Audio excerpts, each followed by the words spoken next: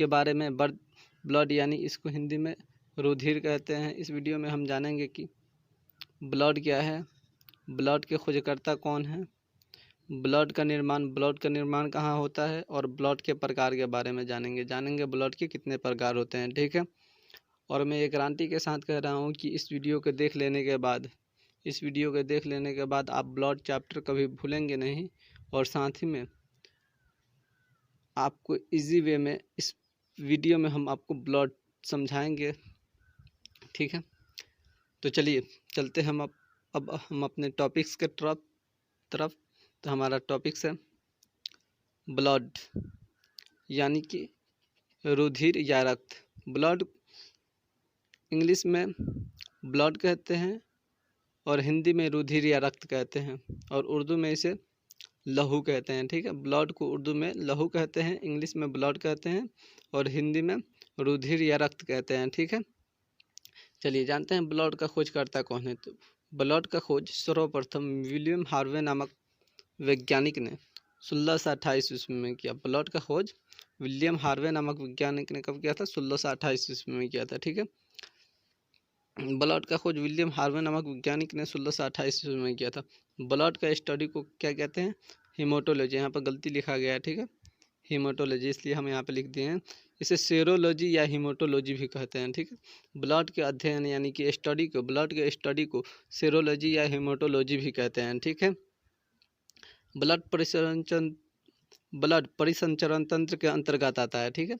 Blood परिसंचरण तंत्र के अंतर्गत आता है। ये आप याद रखिएगा कि ब्लड हमेशा परिसंचरण तंत्र के अंतर्गत आता है। ठीक है।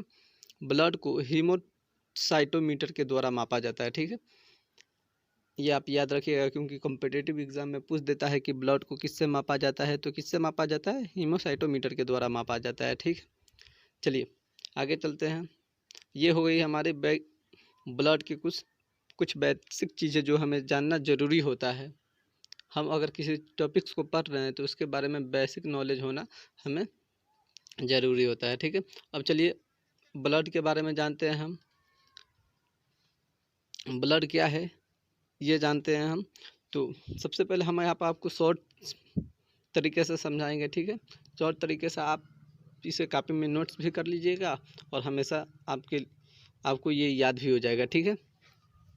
चलिए ब्लड को क्या कहते हैं उर्दू में? यहाँ पर रक्त गलत लिखा गया है। ठीक है ना, सॉरी, मिस्टेक से यहाँ पर गलत हो गया टाइपिंग करने में। ठीक है। ब्लड को इंग्लिश में ब्लड कहते हैं, हिंदी में रुधिर या रक्त कहते हैं, और उर्दू में क्या कहते हैं? लहू कहते हैं। ठीक है।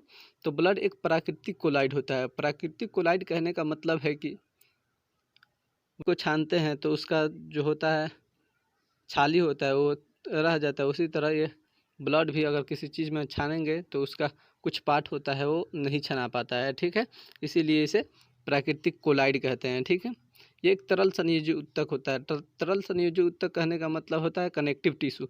ये हमारे कनेक्टिव टिश्यू वैसा ऊतक होता है जो हमारे शरीर को आपस में जुड़े रहता है। ठीक है। उसे कनेक्टिव टिश्यू कहते हैं। ठीक है। याद रखेंगे कनेक्टिव टिश्यू। ठीक है। तो ब्लड एक प्राकृतिक कोलाइड है। ये तरल संयोजी ऊतक होता है। ब्लड का पीएच मान कितना होता है? 7.5। ये क्षारीय होता है। ठीक है। ये याद रखेंगे, ये क्षारीय होता है। ठीक है। ये क्षारीय होता है, ये याद रखेंगे। ठीक है।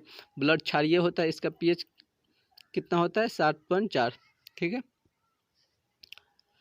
ब्लड मेल में 5 से 5.5 लीटर पाया जाता है। ब्लड मेल यानी कि पुरुष में 5 लीटर से लेकर 5.5 लीटर तक पाया जाता है। कहीं कहीं 5 लीटर लिखा रहता है, कहीं 5.5 लीटर, इसलिए हम यहाँ पे दे दिए हैं 5 से 5.5 लीटर तक। ठीक है।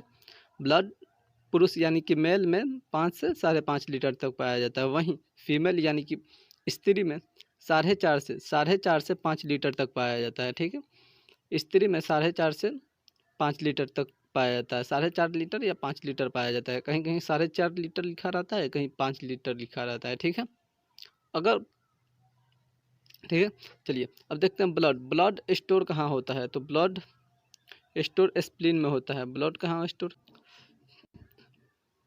स्टोर कहाँ होता है? तो ब्लड स्टोर स्प्लीन यानी कि प्लीहा, इस प्लीहा कहते हैं। स्प्लीन को क्या कहते हैं? प्लीहा कहते हैं। ठीक है। ब्लड प्लीहा में स्टोर होता है। ठीक है। प्लीहा को तिल्ली भी कहते हैं, याद रखिएगा। कहीं कहीं पूछ देता है प्लीहा के जगह बताइए ब्लड कहाँ स्टोर रहता है, दे देगा तिल्ली, और 2-3 ऑप्शन दे देगा, उसमें प्लीहा या स्प्लीन नहीं रहेगा, केवल तिल्ली रहेगा। ठीक है, तो उससे स्टूडेंट भटक जाते हैं कि तिल्ली तो हमने कहीं पढ़ाई नहीं। तो याद रखिएगा कि ब्लड यानी कि प्लीहा को तिल्ली भी कहते हैं। ब्लड कहाँ स्टोर होता है, स्प्लीन। स्प्लीन हिंदी में, इंग्लिश में कहते हैं प्लीहा, और तिल्ली भी कहते हैं स्प्लीन को। ठीक है, याद रखिएगा।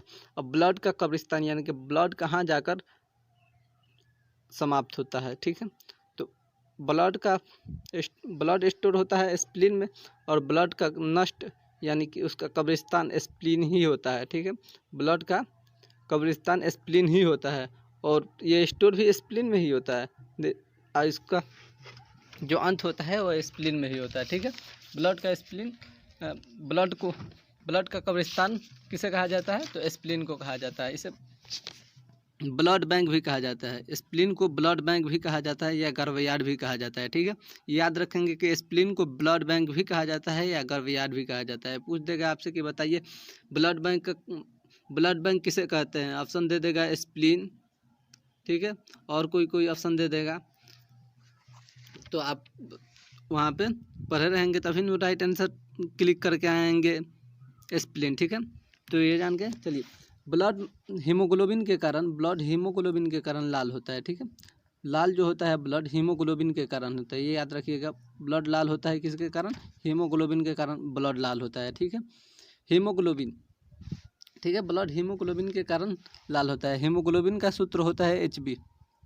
हीमोग्लोबिन को क्या HB कहते हैं, इसे शॉर्ट में HB कहते हैं। ठीक है, हीमोग्लोबिन में आयरन पाया जाता है। हीमोग्लोबिन में क्या पाया जाता है, Fe, इसमें Fe पाया जाता है। ठीक है, याद रखिएगा, हीमोग्लोबिन में आयरन पाया जाता है। ठीक है, अब मेल में हीमोग्लोबिन कितना पाया जाता है, तो मेल में हीमोग्लोबिन 14 ग्राम प्रति डेसीलीटर पाया जाता है। ठीक है, याद रखिएगा, मेल में हीमोग्लोबिन कितना पाया जाता है, तो मेल में हीमोग्लोबिन 14 ग्राम डेसी प्रति लीटर पाया जाता है। वहीं फीमेल में हीमोग्लोबिन 13 ग्राम डेसी प्रति लीटर पाया जाता है। ठीक है, फीमेल में कितना पाया जाता है, 13 ग्राम डेसी प्रति लीटर पाया जाता है। ठीक है, और जब मेल में हीमोग्लोबिन की मात्रा अधिक रहती है तो उसमें आयरन की मात्रा भी अधिक रहती है। ठीक है, अगर मेल में हीमोग्लोबिन की मात्रा अधिक रहती है, हीमोग्लोबिन की मात्रा अधिक रहती है तो उसमें आयरन की मात्रा भी अधिक रहती है। ठीक है, और फीमेल में हीमोग्लोबिन की मात्रा कम रहती है तो उसमें आयरन की मात्रा भी कम रहता है। ठीक है,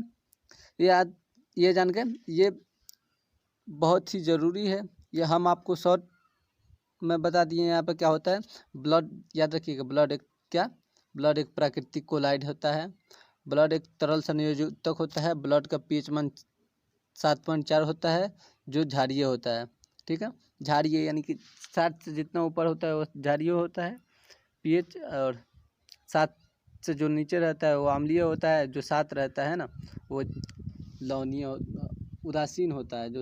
जिसका pH मान 7 हो वो उदासीन होता है, जिसका pH मान 7 से अधिक हो वो क्षारीय होता है, जिसका pH मान 7 से कम होता है वो उदासीन होता है। ठीक है, मेल में कितना लीटर ब्लड पाया जाता है, तो 5 से 5.5 लीटर। वहीं फीमेल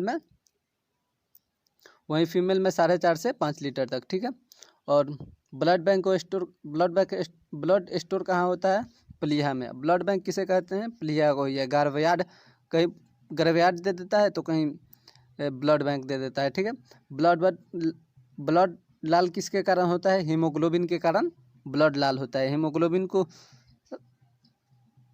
शॉर्ट में HB भी कहते हैं। ठीक है, हीमोग्लोबिन को शॉर्ट में HB भी कहते हैं। हीमोग्लोबिन में मेल में कितने पाए जाते हैं, तो 14 ग्राम डेसी प्रति लीटर। ठीक है, फीमेल में 13 ग्राम डेसी प्रति लीटर। अब चलते हैं ब्लड के कार्य का देखते हैं। तो ब्लड का कार्य, ठीक है, इससे पहले यहाँ पर आप स्क्रीनशॉट इसको ले लीजिए।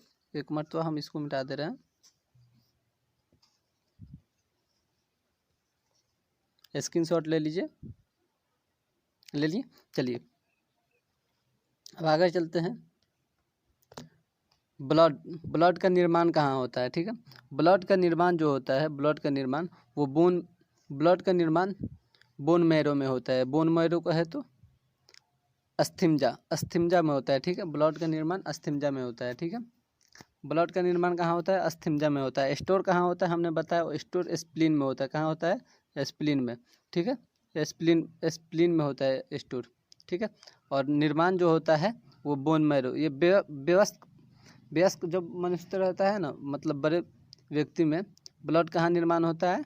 तो बोन मैरो में होता है। वहीं जब बच्चा माँ के गर्भ में रहता है तो उसका निर्माण, उसमें ब्लड का निर्माण लीवर में होता है, ठीक है। जब बच्चा माँ के गर्भ में रहता है तो उसका निर्माण लीवर, यानी कि भ्रूण, जब व्यक्ति भ्रूण अवस्था में रहता है, जब कोई बच्चा भ्रूण अवस्था में रहता है तो उसका निर्माण, उसमें ब्लड का निर्माण लीवर में होता है, ठीक है ना। जब कोई बच्चा भ्रूण अवस्था में रहता है तो उसमें ब्लड का निर्माण लीवर में होता है, ठीक है। ये याद रखिएगा, ठीक है। चलिए आगे है कि ब्लड के कार्य। ब्लड के कार्य कौन कौन से? तो ब्लड का पहला कार्य है हमारे शरीर के तापमान को नियंत्रित करना। ब्लड हमारे शरीर के तापमान को, यानी कि टेम्परेचर को नियंत्रित करता है, ठीक है। दूसरा, पोषक पदार्थों का परिवहन करना। ब्लड हमारे शरीर के पोषक पदार्थों का परिवहन करता है, ठीक है। तीसरा, गैस O2 और CO2 का परिवहन करना। गैस O2 ऑक्सीजन और कार्बन डाइऑक्साइड का परिवहन करता है, ठीक है। उत्सर्जित पदार्थों का परिवहन करना, ठीक है। ब्लड उत्सर्जित पदार्थों का भी परिवहन करता है, ठीक है, याद रखेंगे। चलिए अब जानते हैं पार्ट ऑफ ब्लड। ब्लड के कितने पार्ट होते हैं? तो ब्लड के 2 पार्ट होते हैं। ब्लड के कितने पार्ट होते हैं? 2, याद रखिएगा यहाँ से। ब्लड के 2 पार्ट होते हैं। पहला लिक्विड पार्ट, ठीक है। पहला लिक्विड पार्ट, दूसरा सोलाइड पार्ट, ठीक है। लिक्विड पार्ट को तरल भाग कहते हैं और सोलाइड पार्ट यानी कि ठोस भाग, ठीक है। लिक्विड पार्ट में प्लाज्मा आ जाता है और सोलाइड पार्ट में रुधिराणु आ जाते हैं, ठीक है, रुधिराणु। ब्लड में प्लाज्मा 60 से 55% तक होता है। कहीं कहीं 60% लिखा रहता है, कहीं 55% लिखा रहता है। जहाँ ब्लड में प्लाज्मा 60% लिखा रहेगा, वहीं ब्लड में रुधिराणु 40% लिखा रहेगा, ठीक है। और जहाँ 55 लिखा रहेगा तो वहाँ 45% रुधिराणु रहते हैं, ठीक है। तो ब्लड के कितने प्रकार होते हैं? 2 प्रकार, एक तरल भाग, दूसरा ठोस भाग। तरल भाग में क्या आता है? प्लाज्मा आता है, और ठोस भाग में कौन आते हैं? रुधिराणु आते हैं, ठीक है। और रुधिराणु के यहाँ 3 प्रकार होते हैं। रुधिराणु के 3 प्रकार, ठीक है। रुधिराणु के इसके 3 प्रकार होते हैं। रुधिराणु के 3 प्रकार, ठीक है। पहला RBC, दूसरा WBC, तीसरा प्लेटलेट, ठीक है। RBC को रेड ब्लड सेल भी कहते हैं। जब हम पढ़ाएंगे RBC, WBC और प्लेटलेट के बारे में, हम नेक्स्ट वीडियो में बताएंगे RBC, WBC, प्लेटलेट्स के बारे में, और प्लाज्मा के वहाँ पे प्रकार भी बताएंगे, प्लाज्मा के कितने प्रकार होते हैं। यहाँ पे बस इतना जाने कि ब्लड के 2 पार्ट होते हैं, पहला लिक्विड पार्ट, दूसरा सोलाइड पार्ट। लिक्विड पार्ट को तरल भाग भी कहते हैं, सोलाइड पार्ट को हिंदी में ठोस भाग कहते हैं, ठीक है। लिक्विड पार्ट में प्लाज्मा आता है और सोलाइड पार्ट में रुधिराणु आते हैं। प्लाज्मा ब्लड में कितना प्रतिशत पाया जाता है? तो 60% पाया जाता है, जबकि रुधिराणु 40 से 45% पाया जाता है, ठीक है। और रुधिराणु के 3 भाग होते हैं, पहला RBC, दूसरा WBC, तीसरा प्लेटलेट, ठीक है। इतना याद रखिएगा। फिर मिलते हैं हम पार्ट 2 में। अगर बस आज के लिए इतना है, फिर हम मिलते हैं नेक्स्ट वीडियो में। इसका पार्ट 2 जल्द ही आएगा, ठीक है। तब तक के लिए जय हिंद। एक बात और, अगर आपने इस चैनल को सब्सक्राइब नहीं किया है तो इस चैनल को जल्द से जल्द सब्सक्राइब कर ले, क्योंकि किसी भी वीडियो को आने वाली नोटिफिकेशन सबसे पहले आपके पास पहुँचे, इसलिए इस चैनल को सब्सक्राइब कर दें। और इस चैनल पर आपको बेहतरीन तरीके से बायोलॉजी और मैथमेटिक्स और कई विषय हैं जो आपको पढ़ाए जाएंगे और बेहतरीन तरीके से समझाए जाएंगे, जो आपके सीधे दिमाग में यहाँ से कन्वर्ट हो जाएगा, ठीक है। चलिए तब तक के लिए बाय। जय हिंद, जय।